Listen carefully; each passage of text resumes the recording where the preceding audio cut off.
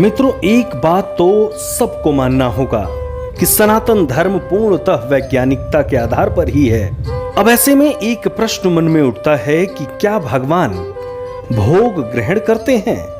अक्सर हमने देखा होगा कि हम मंदिरों में या घरों में भी जब भी पूजा पाठ करते हैं तो भगवान को सबसे पहले भोग लगाते हैं। तो लोगों के मन में ये प्रश्न भी रहता है कि क्या भगवान भोग ग्रहण करते हैं? चलिए ये जानने की कोशिश करते हैं। दरअसल हिंदू धर्म में भगवान को भोग लगाने का विधान है। अब सवाल उठता है कि क्या सच में देवगण भोग ग्रहण करते हैं? तो हाँ, ये सच है। शास्त्र में भी इसका प्रमाण है। गीता में भगवान श्री कृष्ण कहते हैं, जो भक्त मेरे लिए प्रेम से पत्र पुष्प फल जल आदि अर्पण करता है, उस शुद्ध बुद्धि निष्काम प्रेमी भक्त का प्रेम पूर्वक अर्पण किया हुआ वो पत्र पुष्प आदि मैं ग्रहण करता हूँ। अब आप सोच रहे होंगे कि हम मंदिर में लड्डू को चढ़ाते हैं, उसमें तो कुछ नहीं होता, तो वो खाते कैसे हैं? ये जानने के लिए आपको ये समझना जरूरी है।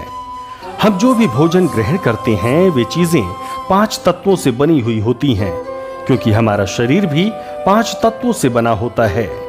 इसलिए अन्न, जल, वायु, प्रकाश और आकाश, इन 5 तत्वों की हमें जरूरत होती है, जो हम अन्न और जल आदि के द्वारा प्राप्त करते हैं।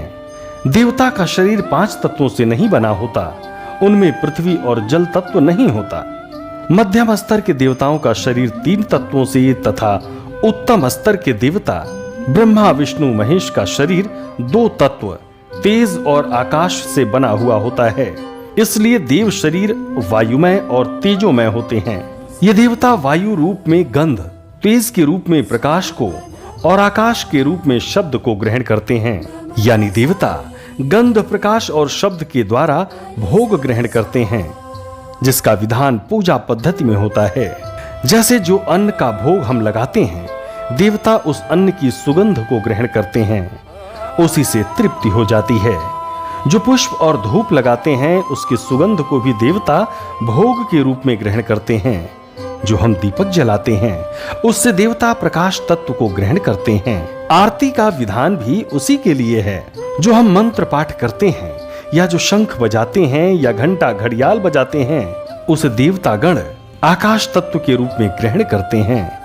यानी पूजा में हम जो भी विधान करते हैं, उससे देवता वायु, तेज और आकाश तत्व के रूप में भोग ग्रहण करते हैं। और जिस प्रकृति का देवता हो, उस प्रकृति का भोग लगाने का विधान है। इस तरह हिंदू धर्म की पूजा पद्धति पूर्णतः वैज्ञानिक है। जय श्री सीताराम। सब्सक्राइब करें टोटल भक्ति को। अब हमारे वीडियोस को सबसे पहले देखने के लिए बेल आइकन को दबाना ना भूलें।